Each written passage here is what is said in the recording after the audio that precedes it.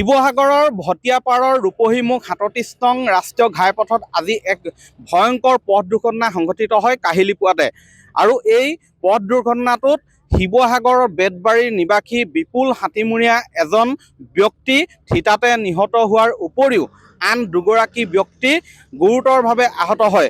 মই এই দৃশ্য দেখুৱাইছোঁ আৰু বৰ্তমান ইয়াত স্থানীয় লোক আছে। বাইদেউ, কি হৈছিলে ঘটনাটো?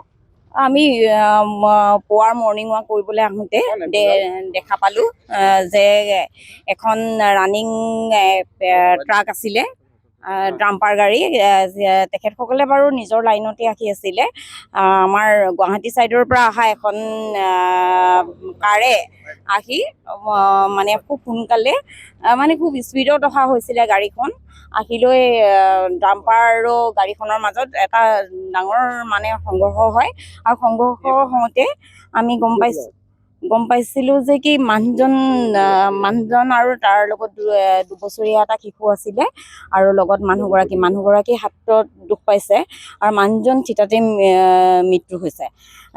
এইটো এটা কি হৈছে, আমাৰ 4 লাইন যদিও বনাই আছে, তাত কোনো নিয়ন্ত্ৰণ বোলা বস্তুটো একেবাৰে নাইকিয়া আমাৰ প্ৰশাসনৰ ফালৰ পৰা। আৰু গাড়ী স্পীডটো বহুত বঢ়া হৈছে। আৰু লগতে আমাৰ প্ৰব্লেম হয়, আমাৰ এই স্থানীয় ৰাইজৰ এটাই ডাঙৰ সমস্যাৰ সন্মুখীন হৈছোঁ যে আমাৰ যিবিলাক ঘৰুৱা গাড়ী আছে, গাড়ীবিলাক ওলাই আহিবৰ কাৰণে আমাৰ কোনো ৰাস্তা নাইকিয়া। আমাৰ বহুত লেহেমীয়া হৈছে আৰু লগতে আমাৰ ছাইডত কোনো ৰাস্তা নিদিয়াৰ কাৰণে, চাবৱে নিদিয়াৰ কাৰণে আমাৰ ওলাই অহা গাড়ীবিলাকৰ পৰাও এটা ডাঙৰ ঘটনাৰ হোৱাৰ সন্মুখীন আমি সমস্যাত ভুগি আছোঁ। এই যিটো 4 লেনযুক্ত পথ দেখিছে, এই 4 লেনযুক্ত পথত ইতিমধ্যে বহু দুৰ্ঘটনা সংঘটিত হৈছে। কাৰণ ইয়াত আচলতে যি ধৰণে অতি লেহেমীয়া গতিত চলিছে, যাৰ বাবে ইয়াত ডাম্পাৰো য'তে ত'তে ৰখাই থোৱা হয়। তেনেধৰণে আন বাহন অহা যোৱাৰ ক্ষেত্ৰতো কোনো ধৰণৰ সঠিক নিৰ্দেশনা নাথাকে, যাৰ বাবে ইয়াত সঘনাই দুৰ্ঘটনা সংঘটিত হৈ আহিছে। আৰক্ষী আছে ইয়াতে, মই তেখেতৰ ভাষ্য ল'বলৈ যত্ন কৰিম। কাৰণ এই যিটো দুৰ্ঘটনা এতিয়া সংঘটিত হ'ল, ইতিমধ্যেই ডাম্পাৰখন ইয়াৰ পৰা যাবলৈ দিয়া হৈছে। কিন্তু আন যিখন এখন পথৰ ওপৰতে বৰ্তমানে পৰি আছে, যিখনত 3 গৰাকী আৰোহী যাত্ৰী আছিলে। মই আৰক্ষী ভাষ্য ল'ম। দাদা অকণমান ৰ'ব, কি হৈছিলে ঘটনাটো? আমি খবৰ পোৱা মতে গুৱাহাটীৰ ফালৰ পৰা আহি আছিলে এক্সট্ৰাখন, আৰু এইফালৰ পৰা ডাম্পাৰ এখন আহিছিলে। ডাম্পাৰখনৰ লগত সন্মুখত মুখামুখি খুন্দা লাগে আৰু গম পাওঁ। এজন নিহত হৈছে।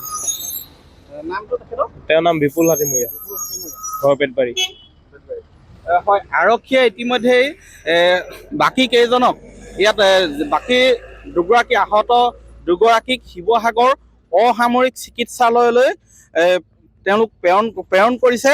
তেওঁলোকৰ বৰ্তমান আহত দুগৰাকী হৈছে, এগৰাকী হৈছে অৰুণজ্যোতি শীল আৰু এগৰাকী নিহত হোৱা বিপুল হাতীমূৰীয়াৰ পত্নী মনিষা চেতিয়া। তেখেত আহত হৈছে, চিকিৎসাধীন অৱস্থাত আছে। আৰু এগৰাকী ব্যক্তি থিতাতে বিপুল হাতীমূৰীয়া নিহত হৈছে। এই যিটো 4 লেনযুক্ত পথ, এই পথটো আচলতে বৰ্তমানেও নিৰ্মীয়মান, ইয়াত সম্পূৰ্ণ কাম হোৱা নাই। আজি দীৰ্ঘদিন ধৰি এই স্থানত বিভিন্ন সময়ত দুৰ্ঘটনা সংঘটিত হৈ আহিছে। আৰু কেতিয়া এই 4 লেনযুক্ত পথটো যাতায়াতৰ বাবে অধিক সুচল কৰি তুলিব, কেতিয়া নিৰ্মাণ সম্পূৰ্ণ কৰিব, তাক লৈ আজি পুনৰ প্ৰশ্ন উত্থাপন কৰিছে ৰাইজে। আপুনি বিচৰা বাতৰি পাব কেৱল নিউজ 18 এপত। নিউজ 18 এপ ডাউনলোড কৰিবলৈ স্কেন কৰক এই QR কোড। গুগল প্লে ষ্টৰতো পাব এই নিউজ 18 এপ।